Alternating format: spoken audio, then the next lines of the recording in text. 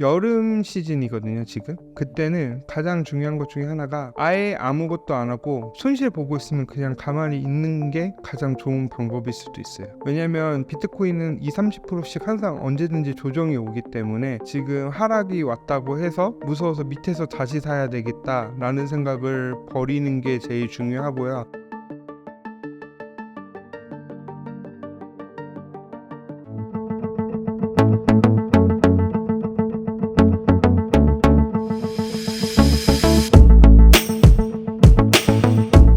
안녕하세요. 저는 2017년부터 암호화폐를 투자하고 있고 나는 비트코인으로 인생을 배웠다의 공동저자인 장석호라고 합니다. 반갑습니다.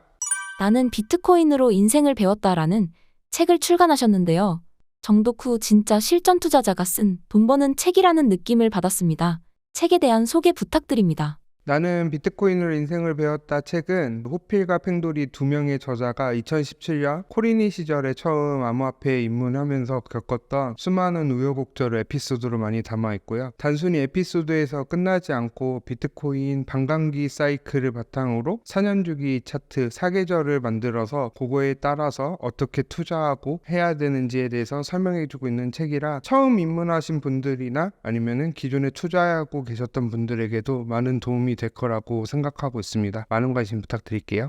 작가님, 비트코인 또는 암호화폐에 투자는 언제부터 해오셨고 현재까지의 성과는 어떠신가요? 저는 앞서 말씀드렸다시피 2017년부터 암호화폐에 투자를 시작을 했고요. 근데 잘못된 투자로 빠져들어서 2018년에 엄청난 하락장을 맞으면서 거의 모든 손실을 보게 됐다가 2020년이랑 2021년에 운이 좋게 원금을 회수하게 되었고 그 이후에는 비트코인 요 사계절 바탕으로 해서 지금 안정적으로 투자하면서 나름 의미 있는 성과를 거두고 있습니다. 책에 따르면 평범한 직장인으로 2017년에 암호화폐 투자에 뛰어들었다가 투자금 1억이 마이너스 95%가 되는 실패를 겪었었다고 하셨는데요. ICO에 대해 어떤 생각이 있으셔서 투자하시고 무슨 일이 있으셨나요? 먼저 ICO에 대해서 잠깐 설명을 드리면요. 주식의 기업 공개라고 해서 IPO가 있는데 그거를 코인으로 하셨다고 생각을 하시면 됩니다. 쉽게 말하면 이더리움이나 비트코인을 보내서 새로운 프로젝트에서 발행하는 코인을 대신 받는 건데 물론 그게 크게 수익이 나는 경우도 있지만 대부분의 경우는 거의 사기로 많이 끝나는 경우가 많고 하락장이 맞으면서 프로젝트들이 처음에는 뜻을 가지고 했지만 자금이 모이면서 자꾸 다른 생각을 가지게 되면서 점점 프로젝트들이 하나하나씩 무너지게 되고 그 결과 상장도 못하게 되면서 많은 손실을 얻게 됐습니다. 작가님, 당시에는 좋은 투자라고 생각해서 투자하셨을 텐데 왜 그렇게 힘든 투자가 되었나요? 제가 비트코인이랑 암호화폐를 되게 좋게 봤던 게 처음에 이제 블록체인 개념이란 걸 공부를 하면 할수록 여기가 제2의 인터넷에 태동하는 시기와 같다. 여기서 제2의 구글, 아마존 같은 걸 찾으면 나도 인생을 역전할 수 있다. 이런 꿈을 꾸고 있었고 당시에 비트코인이랑 이더리움이랑 알트코인들이 상승장을 거치면서 너무 많이 상승했기 때문에 더 이상 상승을 못할 거라고 이렇게 생각을 해갖고 어떻게 하면 돈을 더 많이 벌 수 있을까라고 하다가 그러면 이제 스타트업 같은 기업들을 하기 위해서 투자하면 되겠다라는 생각을 들어서 ICO에 투자하게 되었고요. 하지만 아무것도 몰랐던 철부지 어린 시절에 사회초년생의 철없는 행동에 불과했다는 걸 뒤늦게 깨달았습니다.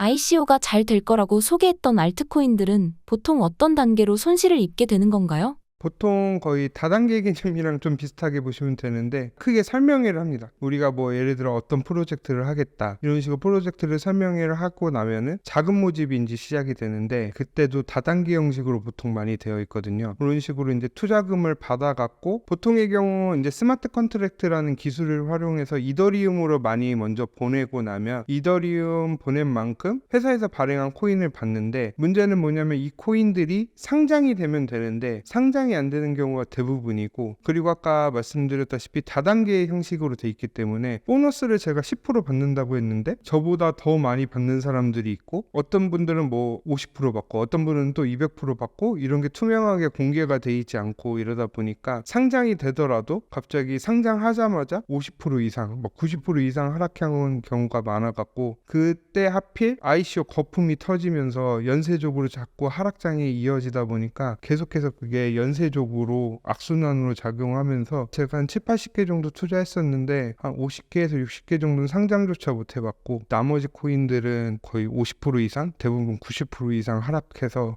거의 다 돈을 날렸다고 보면 됩니다.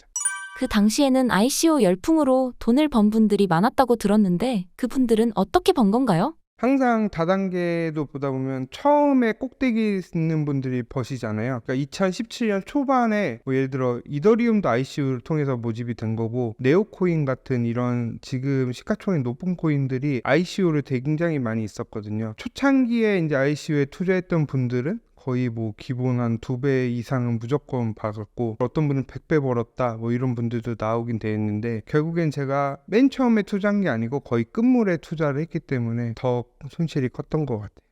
작가님, 지금도 ICO를 통해 큰 돈을 벌 수 있다는 알트코인 모집이 아직도 있나요? 지금도 제가 지나다다 보면은 어르신들 상대로 되게 많이 하고 있는 걸 보고 저는 이제 좀 촉이 와요. 딱 지나가다 보면 어떤 공간에서 이렇게 얘기를 하는데 양복을 입고 막 멀끔하게 이렇게 얘기를 하고 뭔가 설명해 준다고 하면은 일단 의심부터 하는데 여전히 아직도 많이 있고 제가 가끔씩 연락을 받아요. 이런 프로젝트들이 있는데 이번엔 좀 다르지 않을까라고 하면 항상 똑같이 얘기하죠. 그렇게 해서 또 당하고 싶냐고 이렇게 얘기를 반문을 하는데 그러니까 ICO라는 이름으로는 되어 있지 않는데 다른 형태로 비슷하게 자금 모집을 해서 아직도 좀 많은 분들이 피해를 입는 게 보이고 있습니다.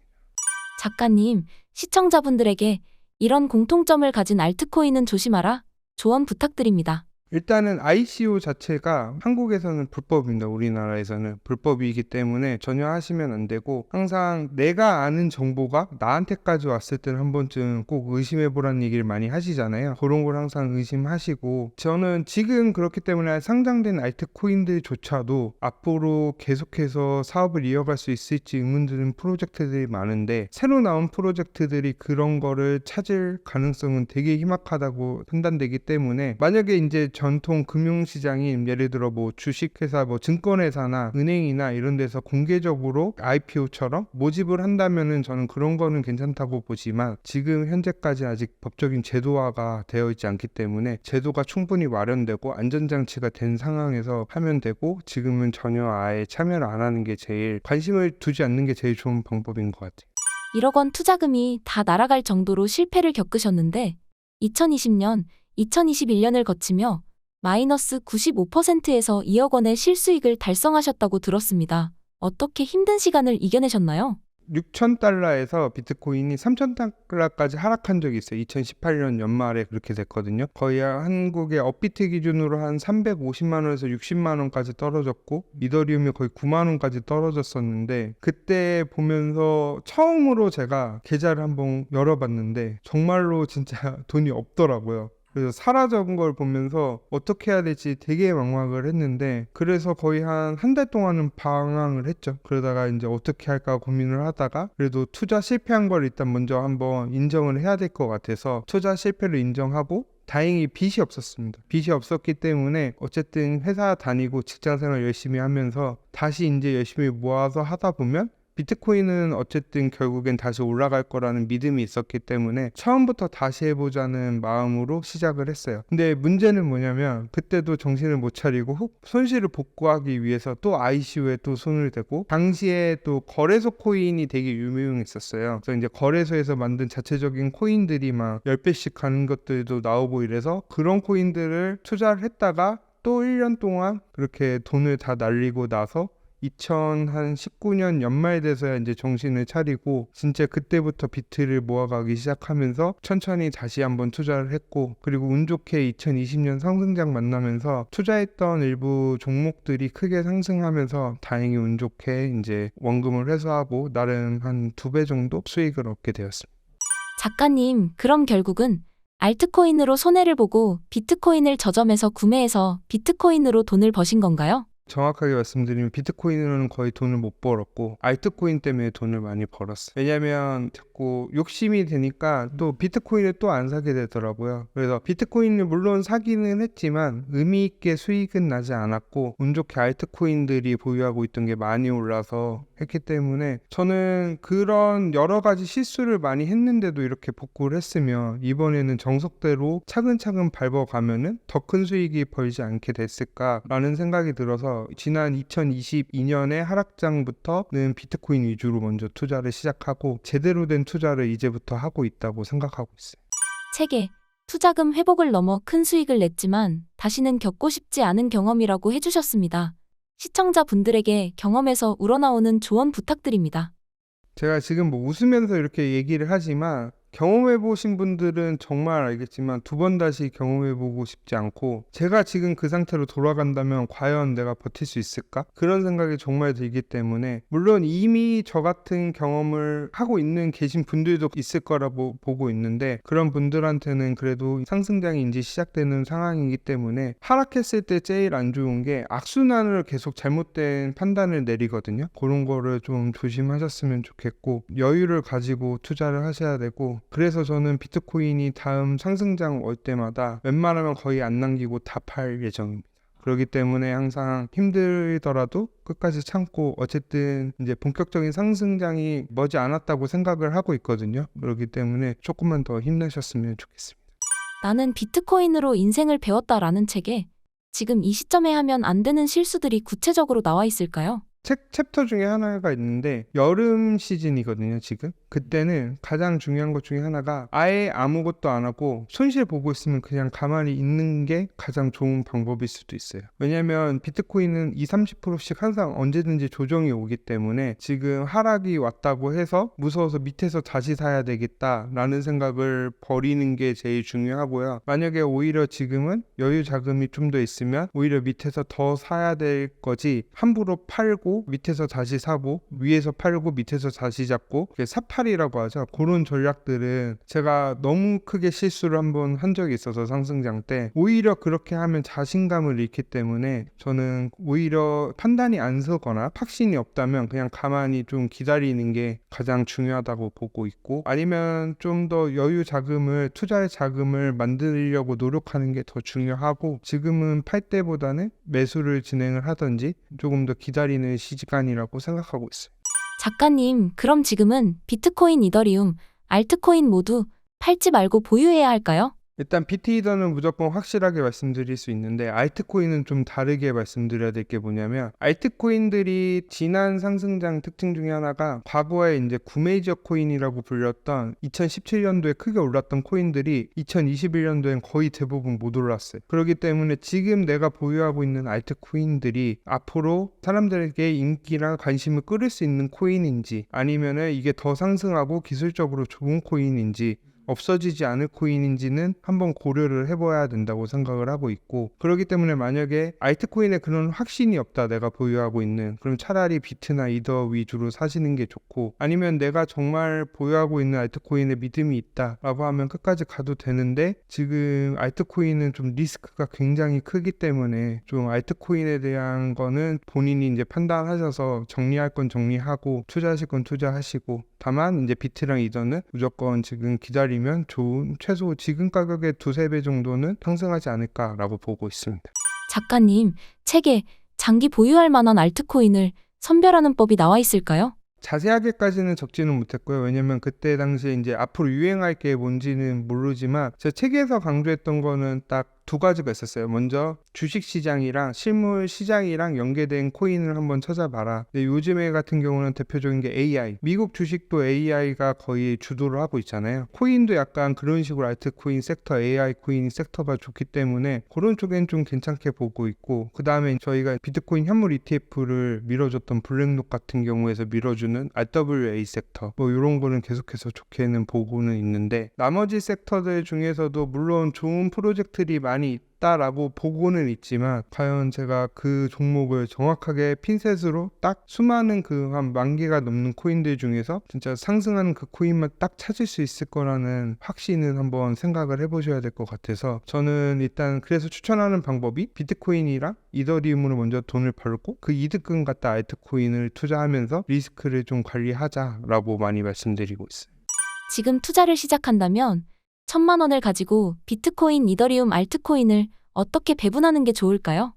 저 같은 경우는 비트코인은 한 2, 이더리움 한 3에서 4 정도 하고, 알트코인을 한 4 정도 그러니까 2대 4대 4 정도로 생각을 하고 있는데, 원래 같은 경우에는 제가 항상 작년 같은 경우는 무조건 비트코인만 해라 라고 했는데, 지금은 이제 비트코인이 1억을 넘어서 지금 한 9천만 원 초반대에 형성되어 있는데, 비트코인이 제가 갔을 때 많이 가봤자 2배에서 3배라고 생각을 하거든요. 그래도 비트코인은 항상 안전하게 저희가 갖고 있어야 되기 때문에 최소한으로 20% 이상 갖고 있어야 되고, 이더리움 같은 경우는 비트코인보다 좀 더 리스크하지만 그래도 나쁘지 않게 보고 있기 때문에 최소 비트 이더 합쳐서 50%에서 70-80% 이상 갖고 있어야 되고, 나머지는 이제 알트코인에 투자하면 좋기는 한데, 만약에 개인적으로 너무 알트코인의 리스크나 변동성을 감당하지 못할 것 같으면 저는 한 비트 이더 5대5 먼저 추천하고 싶고요. 만약에 내가 정말 리스크하게 하고 싶다 그러면은 비트 이더 합쳐서 5, 나머지 알트코인 5로 하고 있고요. 저 같은 경우는 이미 비트코인을 좀 보유하고 있기 때문에 최근에 매수는 이더리움이나 알트코인 위주로 하고 있습니다.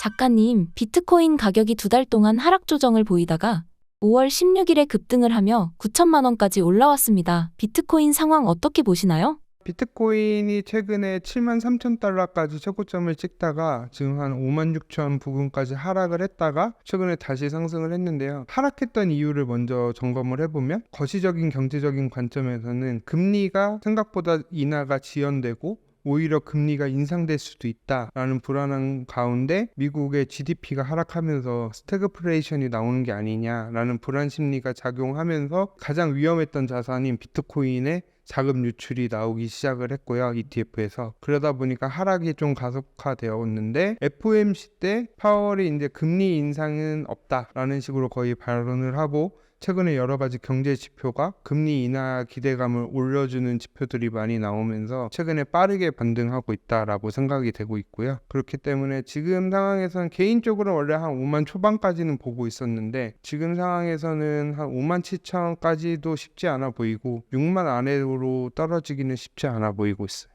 작가님, 그렇다면 비트코인 상승장 속의 조정은 끝났다고 봐도 될까요? 아직 조정이 이제 완전히 끝났다고 확답은 못하지만 그래도 어느 정도 저점은 형성되었다. 그렇기 때문에 지금 빠지면 추가적으로 더 사야 된다라고 보고 있고, 실제로 저는 CPI 발표 나왔을 때 한 전체 지금 사야 될 목표 금액의 한 30% 정도는 일단 먼저 1차로 매수했고요. 아마 5월 말에서 6월 초까지 대부분 다 매수할 예정입니다. 3월경에 4월 혹은 5월이 비트코인의 가장 어려운 시기가 될 것이라 예상하셨는데 실제 그렇게 되고 있습니다. 그렇게 예측하신 이유가 무엇인가요? 일단 제가 차트를 하나 준비해왔는데요. 여기 보시면 비트코인 사계절 차트라서 어제 날짜 기준으로 제가 이제 작성을 해왔고요. 여기 보시다시피 여기 빨간 색깔 실선이 비트코인 반감기입니다. 이 반감기 전후에 항상 큰 폭의 조정이 한 번씩 와 있었거든요. 그렇기 때문에 여기 두 번째 반감기 때는 마이너스 40% 하락을 했고, 세 번째 반감기 때는 우리가 아는 코로나 때문에 63%가 하락을 했고요. 그렇기 때문에 이런 반감기 전후에 항상 조정이 발생했는데, 지나치게 그때 ETF 승인 기대감으로 상승만 했기 때문에 조정이 한번 필요한 상황이기 때문에 반감기 과거 사이클과 똑같이 반감기 전후에 조정이 있지 않을까. 다만 그 폭이 과거처럼 뭐 30% 이상의 되는 큰 폭이 될지 아니면 뭐 20-30% 내에 소폭의 조정이 올지에 대해서는 알지 못했기 때문에 그런 측면에서 일단 하락을 먼저 보고 있었고요. 그 다음에 또 김치 프리미엄이 거의 10% 가까이 넘어가면서 너무 시장에 과열이 됐어갖고, 항상 김치 프리미엄은 이번엔 다르다라고 항상 얘기가 나오는데 결국엔 김치 프리미엄이 올라가면은 항상 하락은 했거든요. 그렇기 때문에 그걸 참고를 했고, 마지막으로 경제적인 지표도 많이 보는데 2분기 때 이제 미국에서 장기채를 늘리고 단기채를 줄이면서 유동성이 이제 조금 축소되는 분위기가 이어질 것 같아서 이런 여러 가지 면을 고려했을 때 조정 가능성이 있지 않을까라는 생각이 들어서 좀 보수적으로 접근했었습니다. 작가님, 이번 비트코인 상승장에서 얼마까지 간다고 보시나요? 저는 책에는 1억에서 3억이라고 썼는데 이미 1억은 돌파했으니까 한 2억에서 3억 정도 보고 있거든요. 근데 이게 단순하게 내피셜로 한 게 아니라 사계절 차트를 보시면요, 비트코인이 여기 첫 번째 사이클이라고 제가 표시한데, 첫 번째 사이클에서 다음 그 상승장까지 약 한 14배에서 15배 상승을 했어요. 그 다음에 2017년 최고점 기준으로 해서 2021년 최고점이 2만에서 6만 9천까지 2.5배 정도 상승을 했는데 상승폭이 점점 줄어들잖아요. 그렇기 때문에 이번에 6만 9천에서 한 적게는 50%, 많게는 한 2배까지 올라간다고 하면은 한 10만에서 20만 달러거든요. 김치 프리미엄이랑 환율이랑 이런 걸 고려했을 때 한 2억에서 3억까지는 충분히 가능하지 않을까라고 생각을 해서 그렇게 판단하고 있습니다. 비트코인이 2억까지 갔을 때와 3억까지 갔을 때의 차이점이 무엇인가요? 3억은 굉장히 많은 운이 따라야 된다고 생각을 하고 있어요. 왜냐면 금리 인하가 무조건 여러 번 돼야 되는 시나리오가 있고, 금리가 좀 많이 낮아진 상황에서 코로나 때 모든 사람들이 투자해야 되겠다고 달려들었던 상황이 있잖아요. 그런 상황이 들어오던지, 아니면 정말로 진짜 연기금이나 기관들 같은 자금들이 대규모로 비트코인에 한 번에 들어올 경우는 3억이 충분히 가능하다고 보고 있는데, 이거는 약간 운이 많이 따라야 되기 때문에 지금 아직 1억도 안 됐잖아요. 사실 1억을 넘고 1억 5천을 돌파하는지, 그 다음에 2억에 도달하는지까지 보고 나서 3억까지 한번 판단은 해야 될 것 같고, 제가 봤을 때는 2억이 오더라도 알트코인의 상승장은 오는데 제약적으로 알트코인들 오를 것 같은데, 만약에 정말로 3억이 넘어서 막 비트코인이 정말로 막 4억 5억까지 진짜 예상을 깨고 간다, 그럼 모든 알트코인들이 다 오르면서 엄청나게 이제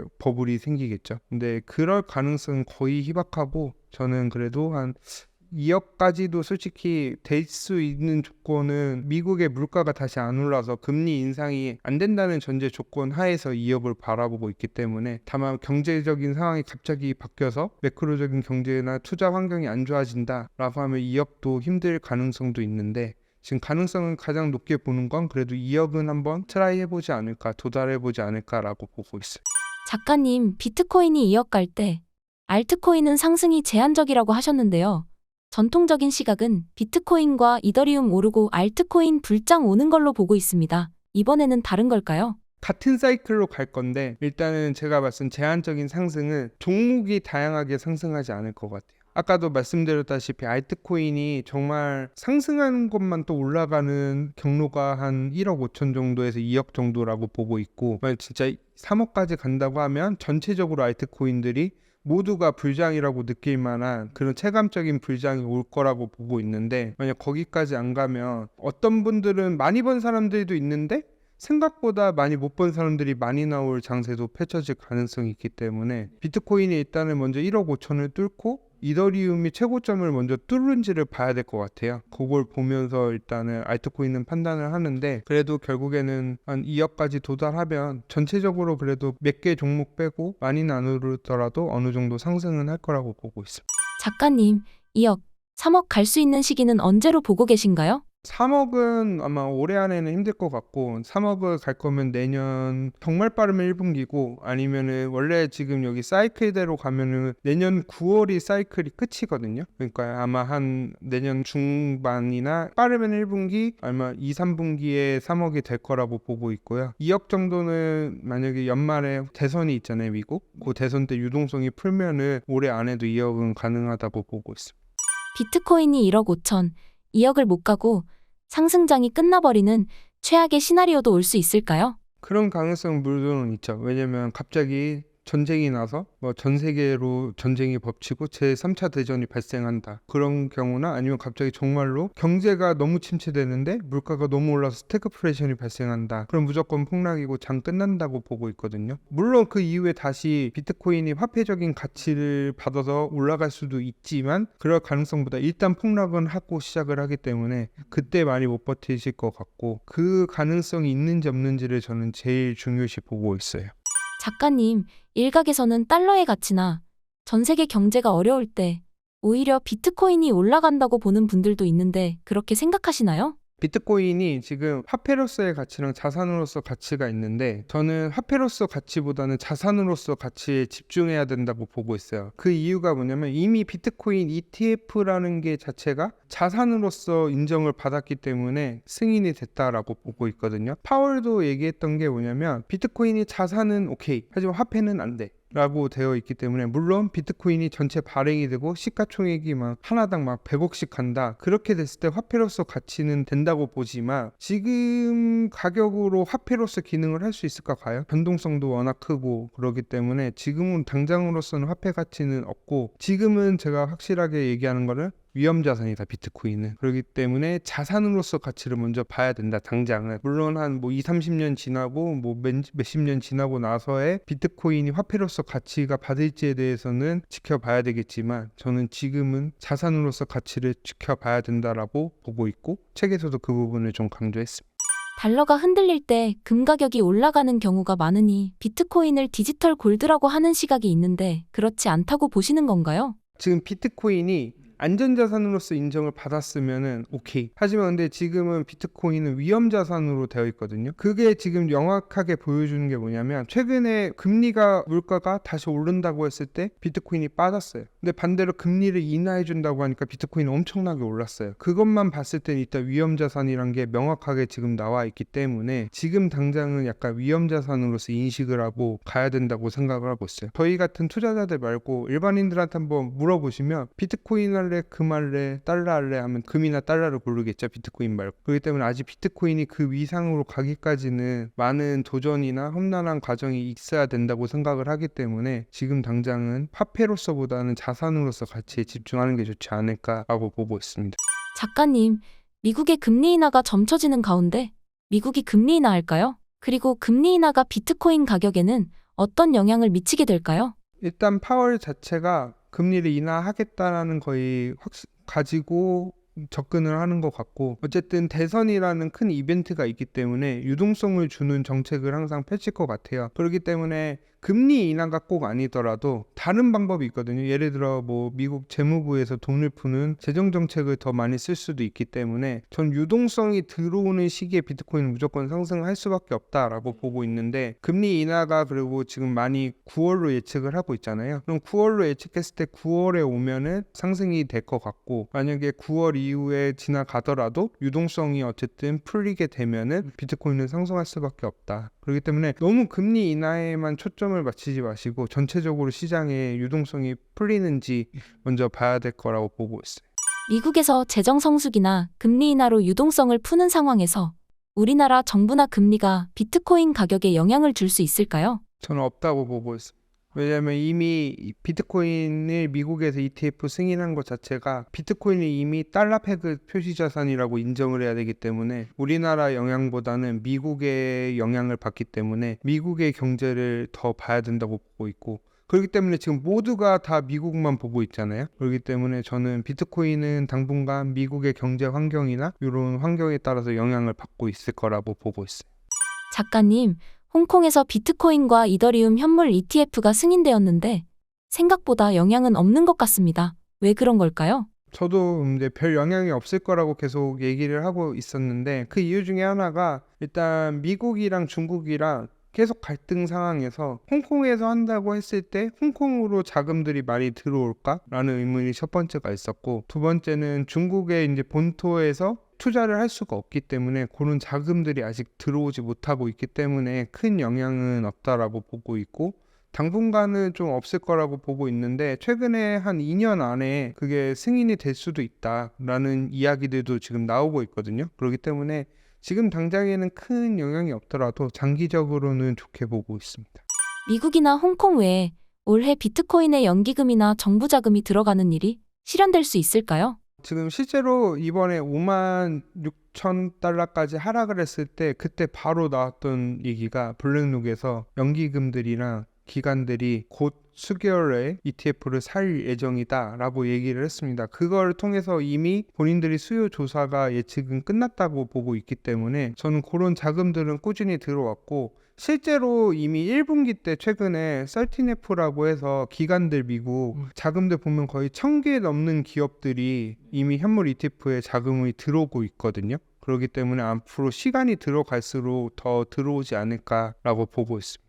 작가님, JP모건은 비트코인을 부정적으로 말했지만 이번 발표 자료에서 투자한 내용이 있던데 어떻게 된 건가요? JP모건은 항상 되게 부정적으로 얘기했지만 결국엔 서비스 다 제공하고 오히려 긍정적으로 한편으로 하는 게 있기 때문에 저는 그냥 형식적으로 얘기하는 거 아닌가라고 보고 있어요. 작가님, 책에서 비트코인의 사계절과 계절별 특징, 투자 방법을 설명해 주셨는데요. 계절별로 설명 부탁드립니다. 책에 나온 내용을 간단하게 여기 요약해서 정리를 해왔습니다. 먼저 보면은 비트코인 사계절을 겨울, 봄, 여름, 가을로 하는데 가끔씩 물어보신 분들이 계세요. 왜 봄부터 안 했냐? 라고 하는데 겨울부터 시작하는 이유가 크게 두 가지가 있는데 첫 번째로는 저희가 보통 상승장에 투자를 처음을 시작하고 곧 이어서 하락장을 맞기 때문에 그 하락장이 겨울이기 때문에 겨울부터 시작하면 된다라고 보고 있고 제가 사계절을 농사에 빗대어서 투자하는 게 좋다라고 생각을 해서 요 사계절을 아이디어를 낸 건데 항상 농사가 봄부터 시작되는 것 같지만 사실은 겨울에 얼마만큼 잘 준비하는지도 굉장히 중요하기 때문에 저는 여기 휴식기부터 시작을 해서 저희가 수확하는 계절까지 해서 겨울, 봄, 여름, 가을로 구별하고 있습니다. 먼저 처음에 이제 겨울을 보시면 비트코인 여기 겨울이라고 이제 하락기라고 그러거든요. 빙하기라고도 많이들 부르시는데 비트코인이 최고점에서 최저점까지 떨어지는 기간으로 약 1년 정도 되고 있고요. 여기 차트로 보시면은 여기 겨울 최고점에서 최저점까지 나왔을 때들을 겨울이라고 얘기하고 있습니다. 그 다음에 비트코인 봄은 비트코인 최저점으로부터 반감기까지고 요때가 한 17개월에서 18개월 정도 걸리고요. 요때는 비트코인이 서서히 반등을 하는데 생각보다 빠르게 반등하는 경우가 많이 발생해서 급등과 급락이 또 공존하고 또 지루하게 횡보가 진행되는 시기이기 때문에 봄에는 이제 서서히 비트코인을 분할로 매수하는 시기이고 여기 차트를 보시면 실제로 저는 여기 최저점 부근부터 매수를 꾸준히 봄에 매집을 해왔습니다. 그 다음에 비트코인 여름은 비트코인 반감기부터 제가 비트코인 최고점 돌파라고 되어 있는데 여기에 지금 보시면 비트코인이 이미 최고점이 반감기 전에 돌파가 되어 있는데 요거에 대해서는 뒤에 제가 자세하게 설명을 한번 드리도록 할게요. 다시 여름으로 돌아서 설명드리면 비트코인 반감기로부터 한 6, 7개월 많으면 길게는 8개월까지 얘기를 하고 있는데 이번에 조정 발생한 것처럼 항상 조정이 발생을 하지만 꾸준히 우상향하고 있는 차트이기 때문에 여름부터 상승이 좀 본격적으로 시작되지 않나 라고 보고 있습니다. 마지막에는 비트코인 가을로 비트코인이 이제 최고점 돌파하면서 지속적으로 불장이 나오는 시기로 요거는 이제 우리가 모두가 기대하는 그런 대형 상승장 때를 가을이라고 이야기하고 있습니다. 그러면은 먼저 첫 번째로 이 비트코인 사계절이 과연 유지되고 있는가라는 게 첫 번째 의문인데 저는 두 가지 시나리오를 갖고 왔어요. 첫 번째로는 사이클이 빨라졌다. 왜냐하면 비트코인이 반감기 전에 최고점을 돌파했기 때문에 한 6개월 정도 사이클이 땡겨졌다 라는 시나리오가 있고 두 번째 시나리오는 아니다. 예전대로 비트코인이 사이클대로 진행하고 있다. 요 사계절대로. 두 가지 시나리오가 있는데 저는 요 두 번째 시나리오에 초점을 두고 있어요. 아직까지 사이클이 유효하다고 생각하는 이유가 그냥 단순히 뇌피셜로 껴맞추기가 아니라 근거가 세 가지가 있는데요. 첫 번째로 비트코인 가격. 왜냐면 비트코인이 이제 가을로 들어가게 되면 최고점을 뚫고 추세적으로 계속 상승하게 되는데 지난 상승장의 최고점을 아래로 가격이 하락하지 않고 꾸준히 우상향하는 패턴을 그리는데 이번에는 현물 ETF 때문에 일시적으로 올랐다가 69,000 아래로 다시 하락을 했기 때문에 저는 추세적으로 상승하지 않고 있다라고 보고 있기 때문에 첫 번째 이유로 아직 사이클이 최고점을 뚫지 않았다라고 보고 있고요. 두 번째로는 가격보다는 기간이 제가 중요하다고 책에다가 작성을 했는데요. 그 이유 중에 하나가 겨울 구간이 이제 1년 정도 되는데 첫 번째 사이클이나 두 번째 사이클 때 보통 85% 정도가 하락을 했어요. 근데 이번 22년도 하락에서는 77%밖에 안 빠졌거든요. 가격만 보면은 비트코인이 이제 사이클이 깨진 것처럼 보이지만 결국엔 딱 1년 정도 기간을 보고 고려했을 때는 여전히 유효하게 진행하고 있기 때문에 아직까지 기간을 좀 더 봐야 된다라고 보고 있고 마지막으로는 알트코인들이 크게 하락을 못했고 도미넌스가 너무 높아요. 그러니까 비트코인 도미넌스라는 거는 전체 시가총액 중에서 비트코인이 차지하고 있는 비율인데 가을이 오면은 비트코인 도미넌스가 쭉 빠지면서 알트코인 상승장이 오는데 그런 패턴이 안 보이고 아직도 6, 7% 정도 비트코인 도미넌스가 있기 때문에 비트코인 도미넌스가 한 40 아래 30까지 떨어질 정도로 하락이 와야지 알트코인이 가을이 됐다고 보고 있기 때문에 저는 요 세 가지 근거로 해서 사이클은 아직까지 유효하고 있다라고 보고 있습니다. 작가님, 2024년 5월 17일 기준 비트코인 사계절 중 어디에 해당될까요? 여기 차트로 한번 보시면은 지금 딱 사이클 반감기 이후로 지나가는 이제 여름의 시작이 왔고요. 여름 중에 특징 중에 하나가 한 20-30% 조정 언제든지 발생할 수 있다는 그 특징이 이제 막 끝나가고 이제 요런 하락 이후 횡보를 조금 거치다가 서서히 상승하면서 가격을 회복하는 구간에 들어가 있지 않나라고 보고 있어요.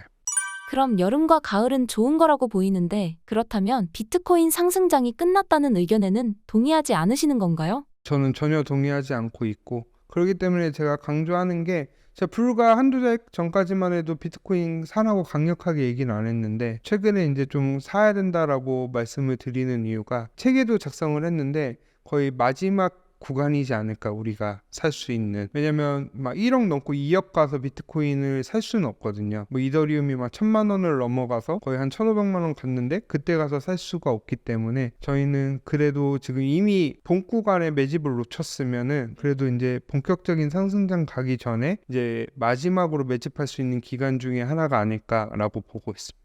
작가님, 비트코인을 적립식 투자하는 건 어떤가요? 봄일 때는 그 방법이 굉장히 좋거든요. 그런데 지금 여름이 왔을 때는 이미 비트코인이 급격하게 상승할 때가 있거든요. 그렇기 때문에 저는 만약에 분할로 매집을 하는 건 좋은데 기간을 좀 짧게 잡아라. 옛날처럼 뭐 1년 동안 내가 매집한다 이런 생각이 아니라 책에서도 제가 언급을 한 거는 최고점 돌파하기 전까지는만 사라 라고 얘기했거든요. 근데 그게 생각보다 빨라질 수 있기 때문에 저는 뭐 길게 사야 달 짧으면 한두 달 안에 지금 매집을 하는 게 좋지 않을까라고 보고 있어요. 만약 1억으로 암호화폐를 구매한다면 비중을 어떻게 나누면 좋을까요? 앞서 말씀드렸다시피 뭐 비트코인 20, 이더리움 40, 나머지 알트코인 40 얘기를 했는데 만약 정말 안전적으로 투자하고 비트코인만 하고 싶다라고 하면 비트코인만 투자하셔도 나쁘지 않은데 내가 좀 수익률이랑 좀 리스크를 해지하면서 가고 싶으면 비트이더 5대5 만약에 저처럼 공격적으로 하고 싶다 그러면 뭐 2대 4대 4 아니면은 비트이더 5 알트코인 5 비트코인이 알트코인을 5라고 두는 이유는 만약에 알트코인 5 투자가 다 실패해도 여기서 최소 2배 정도만 먹으면 제가 투자한 금액은 손실을 복구할 수 있기 때문에 어느 정도 해지가 된다는 가정하에서 비트랑 이더 비율을 항상 5로 가져가야 된다라는 거는 강조하고 있습니다.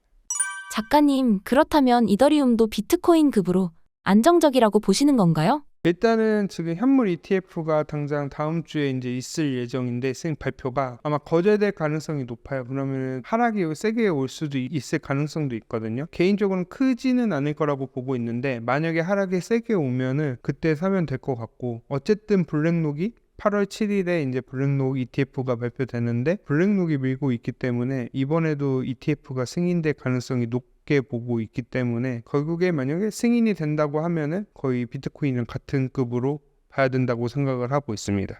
이더리움 ETF가 미국에서 승인이 나느냐가 중요한 것 같은데요. 5월은 어렵다고 보셨는데 8월은 다를까요? 8월에는 블랙록이 하기 때문에 블랙록에 대해서 잘 모르신 분들이 있는데 그냥 저희들 흔히 세력이라 그러잖아요. 세력이 블랙록이라고 그냥 저는 생각을 하고 있거든요. 그런 식으로 엄청난 금융적으로 영향을 하고 있고 실제로 지금 미국의 대통령 쪽에 이제 자문을 하는 기관이 블랙록이에요. 그렇기 때문에 블랙록이 하면 된다라는 말도 있거든요. 우스운 말로. 하지만 레리 핑크 그 CEO가 했던 얘기가 이더리움이 증권성 이슈 상관없이 ETF는 되는 거다. 그냥 이런 식으로 강력하게 밀고 있기 때문에 저는 결국에는 되지 않을까라고 보고 있습니다. 작가님, 이더리움의 시대는 가고 솔라나의 시대가 왔다는 의견도 있는데요. 작가님은 어떻게 보시나요? 저도 솔라나 좋게 보고 있는데 개인적으로는 갖고 있지는 않아요. 근데 그렇기 때문에 오히려 이더리움보다 솔라나가 수익률이 더 좋을 수는 있어요. 솔라나 나쁘게 보지 않기 때문에 어쨌든 저는 ETF 기준으로 봤을 때는 자금 유입이 만약에 이더리움 쪽으로 ETF가 승인돼서 들어오면은 솔라나급 비슷하게는 가지 않을까라고 보고 있고 솔라나가 나쁘진 않은데 아까 제가 말씀드렸다시피 5대5로 하면 알트의 5에 솔라나를 또 넣으시면 되니까 솔라나도 괜찮게 보고는 있어요. 비트코인은 모아가는 자산이라는 의견도 있는데 이번 사이클에 알트코인을 포함한 모든 비트코인을 매도하실 계획이신가요? 네, 저는 다 매도할 예정. 하락장을 한번 경험해 보신 분들은 그런 얘기 못 하실 거예요. 왜냐면 제가 책에도 썼지만 의도하지 않았는데 제가 ICO 때 알트코인 하나가 올라가서 좀 크게 남겨놓은 게 있어요. 그게 거의 한 7, 80% 빠지는 걸 보니까 이익금 가지고 남겨놨는데도 신경이 쓰이더라고요. 뭐 기분 분위기가 뭐 안 좋거나 이러진 않았는데 그래도 좀 사람이다 보니까 자꾸 신경 쓰게 되고 그런 경험을 통해서 이번에는 좀 팔 때는 좀 팔아야 된다. 그러기 때문에 저는 매도할 생각이고 한번 팔기 시작하면은 계속 팔게 되더라고요. 그렇기 때문에 저는 웬만하면은 비트도 다 팔지 않을까. 아직 확답은 없는데 거의 한 90% 이상은 팔려고 생각하고 있어요. 비트코인 ETF 승인이 되면서 기관 자금이 들어오고 과거 같은 폭락은 없다. 다 파는 것은 위험하다는 의견이 있는데요. 사이클의 변화는 없을까요? 이번에 그걸 정확하게 보여준 게 69,000달러 상승했을 때 순간적으로 30%, 20% 빠졌었거든요. 비트코인이. 그건 뭐냐면 비트코인이 그때 기관들이 다 던지면서 하락이 나온 거거든요. 근데 만약에 기관들이 전부 다 하락이 올 거라고 판단해서 매도가 하기 시작하면은 매도가 부르기 때문에 프로그램 매도로 계속 하락을 해서 순식간에 빠질 수도 있기 때문에 오히려 패닉으로 올 수도 가능성도 있기 때문에 물론 밑에서 기관들이 사주면 되는데 만약에 정말로 기관들이 사줄 분위기가 형성이 안 된다 라고 하면 오히려 하락이 더 세게 올 수도 있고 정말로 비트코인이 막 3억 5억까지 갔으면 전 하락이 더 크게 올 수도 있다 라고 보고 있기 때문에 기관이 오면 물론 사줄 매수가 있다는 거는 어떤 주장인지는 이해는 되는데 항상 저희가 이번에는 다를 거다라는 말을 저는 되게 조심해야 된다고 생각을 하고 있기 때문에 저는 그래도 조심해야 된다. 최소 그래도 이번에 77% 빠졌거든요. 그래도 50%만 빠져도 힘들어요. 50% 이상은 빠질 거기 때문에 저는 그래도 한 70%까지는 빠지지 않을까라고 보고 있기 때문에 이번엔 다르다기 이렇게 믿는 것보다는 이번에도 하락은 똑같이 올 가능성이 높다라고 보고 있어요. 작가님, 미국의 경제 정책이 비트코인에 중요하다고 하셨는데 미국 대선 결과에 따라 비트코인 고점 시나리오가 달라질 수 있을까요? 저는 일단 먼저 전제 조건으로 얘기하면은 트럼프 전 대통령이 다시 당선이 되던 지금 현재 바이든 대통령이 연임을 하던 두 개보다 더 중요한 거는 말씀드렸다시피 정책이 어떻게 가는지가 중요한 거예요. 지금 거의 분위기로는 바이든 대통령이 되면은 약간 긴축적으로 가고 증세나 이런 식으로 세금을 많이 걷고 긴축적으로 갈 거기 때문에 시장이 안 좋을 거다라는 분위기가 있고 트럼프 전 대통령은 이게 사업가고 자기의 상업용 부동산을 살리기 위해서 금리를 무조건 내릴 수밖에 없다라는 의견이 있는데 물가가 만약에 올라가면 돈을 더 풀 수가 없는 상황이 될 수밖에 없거든요. 그렇기 때문에 그런 상황을 먼저 고려를 해야 되고 하지만 지금 분위기상에는 트럼프 전 대통령이 되면 금리 인하가 더 가속화될 가능성이 높기 때문에 사람들이 기대를 하는데 하지만 한 가지 좀 주의하셔야 될 점이 많이 올라가면 많이 빠져요. 그리고 하락의 폭이 급격하게 빠지기 때문에 오히려 상승할 땐 좋은데 하락할 땐 더 힘들거든요. 근데 과연 우리가 대처할 수 있을까라는 생각도 해봐야 되고 오히려 바이든 대통령이 되면 상승 크게 안 하더라도 하락이 좀 완만하게 되면은 버틸 수 있지 않을까. 예를 들면 딱 극단적인 걸 보면은 2017년에서 18년도 하락 왔을 때가 트럼프 전 대통령이 됐었고 2021년에서 2022년엔 바이든 대통령이 됐었거든요. 물론 제가 코리니 시절이었을 때랑 한번 경험해봤을 때 차이가 있긴 하지만 제가 봤을 때는 그 대처하는 게 약간 바이든 대통령이 됐을 때 좀 쉬었다는 느낌이 들었거든요. 물론 대신에 상승폭이 크지 않는다는 단점이 있지만 그렇기 때문에 그런 것까지 생각을 하셔서 뭐가 좋고 나쁘기보다는 그런 걸 좀 고려했으면 좋겠습니다. 작가님, 최근에 트럼프가 암호화폐 코인도 만들었다고 하는데 그건 뭔가요? 그거는 민코인으로 만든 건데 그냥 뭐 갖고 있다고 하는데 그냥 요즘에 도지코인이나 이런 민코인들이 많이 인기가 끌면서 만들었다라고 보고 있어요. 과거에는 트럼프가 암호화폐에 적대적이었는데 최근에는 비트코인에 대해 우호적인 발언을 했습니다. 왜 바뀐 건가요? 제가 발언들을 많이 봤거든요. 근데 발언을 하는데 좀 제대로 이해하고 있나라는 약간 가우뚱하는 내용들이 좀 있어서 암호화폐에 투자하신 분들이 많이 있잖아요. 그런 표심을 잡기 위한 발언이 아닌가라고 생각을 하고 있고 어쨌든 간에 뭐 두 후보 다 그냥 긍정적으로 작용할 거는 확실하고 암호화폐에 대한 방향성은 정해져 있다라고는 보고 있습니다. 다만 이번 사이클의 상승의 폭이 더 갈 건지 조금 덜 갈 건지 하락이 더 세게 올 건지 하락이 좀 적어질지에 대한 차이 정도만 있을 뿐이지 방향성은 어느 대통령이 되던 간에 상관없이 앞으로 암호화폐는 계속 발전할 거라고 보고 있습니다. 작가님, 만약 트럼프가 대통령이 된다면 암호화폐에 가시적인 변화가 있을까요? 저는 유동성 장세가 비트코인 영향을 준다고 했기 때문에 어쨌든 그만큼 금리 인하나 이런 식으로 많이 하락이 될 것 같고, 아까 제가 말씀드렸을 때는 비트코인의 지금 자산으로서 가치를 주목해야 된다라고 보고 있는데, 만약에 금리 인하를 지나치게 해서 물가가 올라간다라고 하면은 그때는 비트코인의 화폐로서 가치도 조금 주목해 봐야 되지 않을까. 왜냐면 물가를 해지할 수 있는 게 몇 개 없을 거예요. 원자재나 금 정도가 될 건데, 그때 갑자기 비트코인이 해지 자산으로 일시적으로 헤지펀드나 다른 기관들이 생각을 하게 되면은 비트코인이 크게 폭락을 하더라도 오히려 반등을 할 수도 있기 때문에 그런 가능성도 조금씩 염두해 둬야 된다고 생각을 하는데, 이런 시나리오는 거의 가능성이 한 10% 미만으로 보고 있기 때문에 크게 고려는 안 하고, 만약에 그런 상황이 한번 보이게 된다면 다음에 한번 기회가 되면은 다시 한번 말씀드리도록 할게요. 그렇다면 반대로 바이든이 연임에 성공한다면 어떤 영향이 있을까요? 일단은 당장으로 유동성이 지금 축소된다고 얘기를 했는데, 결국에는 만약에 증세, 세금을 늘리게 되면 법인세를 뭐 인상을 한다든지 아니면 뭐 부자 증세라고 얘기가 많이 있었잖아요. 그런 것처럼 세금을 많이 하게 되면은 결국엔 기관들의 투자 심리가 많이 위축이 되기 때문에 축소가 될 거라고 보고 있고, 다만 이렇게 되면 완만하게 하락을 하기 때문에 개인적으로 2022년도 하락이 그렇게 크게 와닿지는 않았거든요. 그렇기 때문에 그렇게 좀 하락이 오지 않을까라고 보고 있습니다. 미국 대선이 있는 해에 주식이 떨어졌을 때는 1930년 대공황 한 번뿐이라고 하는데요. 그렇다면 올해 10월 달까지는 비트코인이 계속 오를 가능성이 높을까요?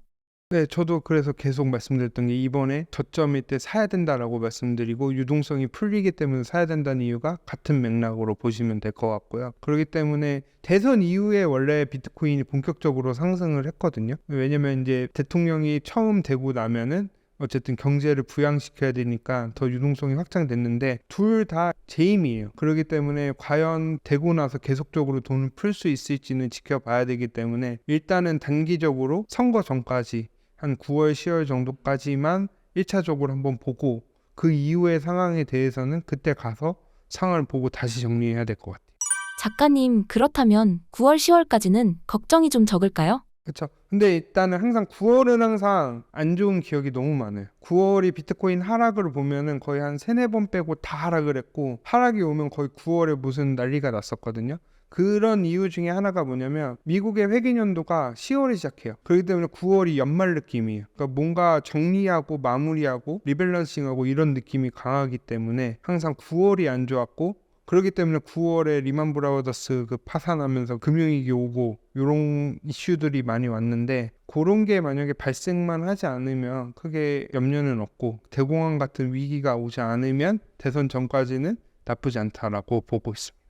올해 미국 대선이 끝나고 얼마나 더 갈 수 있을지는 정책이나 물가 등 면밀히 살펴봐야 알 수 있을까요? 제일 불확실한 건 물가인 것 같아요. 지금 물가가 뭐 잡혔다라고 있는데, 만약에 물가가 안 잡히고 다시 상승하면은 생각보다 빠르게 할 수도 있는데, 만약에 물가가 상승을 하더라도 사람들이 물가 상승한다고 안 믿으면 되는데, 그거를 만약에 상승하고 있을 때 눈치를 채기 시작하면은 한순간에 분위기가 변할 수가 있거든요. 그런 상황, 여러 가지 경제적인 환경이 있기 때문에 예전 같으면은 그냥 사이클대로 가을 내년 9월까지 무조건 갑니다 라고 말씀드리고 싶지만, 과연 9월까지 갈지, 그 전에 빨리 끝날지, 아니면 더 빨리 끝날지에 대해서는 그때 가서 봐야 될 것 같아요.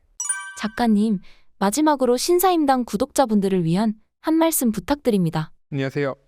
마지막으로 여러분들께 드리고 싶은 말은, 저는 그냥 일반 평범한 회사원입니다. 말 그대로 평범한 회사원이 회사 다니고 개인적으로 공부를 해서 투자를 하면서 성장하기까지 많은 우여곡절이 있었는데, 그런 많은 우여곡절에 대한 에피소드를 나는 비트코인으로 인생을 배웠다라는 책에 담았고요. 저 같은 실수를 다른 분들이 뭐 이미 경험하신 분들도 계시겠지만, 이제 막 투자하신 분들이라면 저 같은 실수를 다시 반복하지 않으셨으면 좋겠어서 이 책을 썼고요. 단순히 책에 대한 그 에피소드뿐만 아니라 여러 가지 투자 실전 기법도 담고 이게 꼭 요대로 가는 게 아니지만 우리는 항상 참고할 수 있는 데이터가 과거 데이터밖에 없기 때문에 과거의 데이터를 통해서 지금 뭐가 변화가 되고 과거랑 뭐가 달랐는지 이런 식으로 분석을 하다 보면 투자에 많이 참고하고 있고 저도 실제로 요걸 참고로 해서 많은 도움을 받고 있기 때문에 관심 있는 분들 한 번씩 읽어봐 주셨으면 좋겠고 좀 하락이 와서 알트코인들이 좀 많이 빠져서 힘들어 하시는 분들이 많은데 항상 기운 내시고 조금만 더 참으시면 그래도 좋은 성과가 있을 거라고 생각하고 있기 때문에 항상 힘내셨으면 좋겠습니다.